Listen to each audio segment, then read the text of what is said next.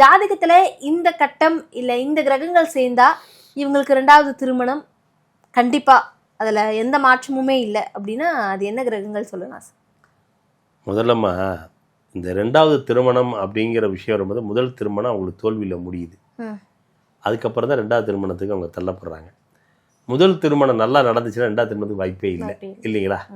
அப்போ முதல் திருமணம் தோல்வியில் முடிஞ்சதுனுடைய காரணத்தை முதல்ல அவங்க அனலைஸ் பண்ணிட்டாங்கனாலே இந்த 2வது திருமணங்கிறது சக்ஸஸ் ஆக முடியும். ஏன்னா 2வது திருமணமே அதுவும் தோல்வியில் முடிஞ்சிடக்கூடாது. சில பேர்த்துக்கு 2வது திருமணம் தோல்வி முடிஞ்சு 3வது திருமணம் வரைக்கும் போகுது வாழ்க்கையில். சில அப்படி வெறுத்துருவாங்க. அது ஆணாக இருந்தாலும் பெண்ணாக இருந்தாலும் ஏன் நமக்கு இந்த மாதிரி நடக்குதுன்ற ஒரு கேள்விக்குறி வந்து சில பேர் நமக்கு அமைஞ்சது இதுக்கு முதலே தாவலை போல இருக்கு, 2வது கல்யாணத்துக்கு போல முதல்ல இருந்தாலும் சரியா நல்லா இருந்தது அப்படி மாதிரி நினைக்கிறவங்களா இருக்காங்க இல்லையா? முதல் திருமணத்திலேயே அவங்க வந்து ஜாதகம் பார்த்து தான் கல்யாணம் பண்ணோம், நல்ல பொருத்தம் இருக்குன்னு சொன்னார், 10 பொருத்தம் இருக்குன்னாரு. எல்லாம் பார்த்து கல்யாணம் பண்ணி இது டிவோர்ஸ் வந்து முடிஞ்சிருச்சு. முதல்ல ஜாதகம், ஆண் ஜாதகம் பெண் ஜாதகத்தை 2 எடுக்கிறோம். நட்சத்திர பொருத்தத்தை பார்க்குறோம். நட்சத்திர பொருத்தத்தை பார்த்ததுக்கு அப்புறம் கிரக கட்ட அமைப்புகளில் பார்க்குறோம். கிரக கட்டங்களில் கிரக அமைப்புகளை பார்த்ததுக்கு அப்புறம் சுபம் அசுபம் 2 எடுக்கிறோம். அதில் எது நமக்கு மிகுதியாக இருக்குன்னு தெரிஞ்சு அதுக்கப்புறம் தான் திருமணம் வந்த உறவை ஆணும் பெண்ணும் பொருத்தம் நல்லா இருக்குன்னு மற்ற விஷயம் எல்லாமே பார்க்கணும்.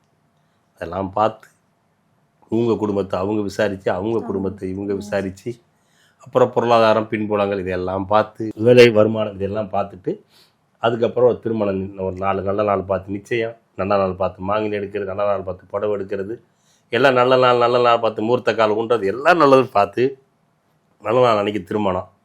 திருமணத்தை நிகழ்வு முடிஞ்சு நல்ல ஒரு புரோகிதர், ஒரு வாத்தியார், இல்லை ஒரு நல்ல ஒரு பெரிய மனிதர் மாங்கல் எடுத்து கூட திருமணம் முடிஞ்சு ஆள் ஒரு 500 பேர் 1000 பேர் வந்து சாப்பிட்டு மனதார வாழ்த்தி அதுக்கப்புறம் அவங்க இல்லறத்தை, அவங்க கணவன் மனைவி இல்லறத்தை ஆரம்பிக்கிறாங்க. அப்படி ஆரம்பிக்கிற பட்சத்தில் அவங்களுக்குள்ள மனசில் வந்து மனக்கிலேசம் ஏற்பட்டு அந்த திருமண வாழ்வு வந்து முறியுது, திருமண வாழ்வு தோல்வி அடையுது. அப்போ தோல்வி அடையும் பொழுது பெற்றோர்களை சிந்திக்க வேண்டிய ஒரே விஷயம் என்னென்னா, பொருத்தம் பார்த்தோம் நல்லா இருக்குன்னாங்க, நம்ம குடும்பத்தை வச்சு அவங்க விசாரிச்சா நல்லா தெரிஞ்சிச்சு, எல்லாமே நல்ல நாளை பார்த்து முகூர்த்தம் பார்த்து நல்ல நாள் பார்த்து முகூர்த்த கால் நாள் எல்லாம் நல்ல நாளாக பார்த்து எல்லாம் செஞ்சோம்.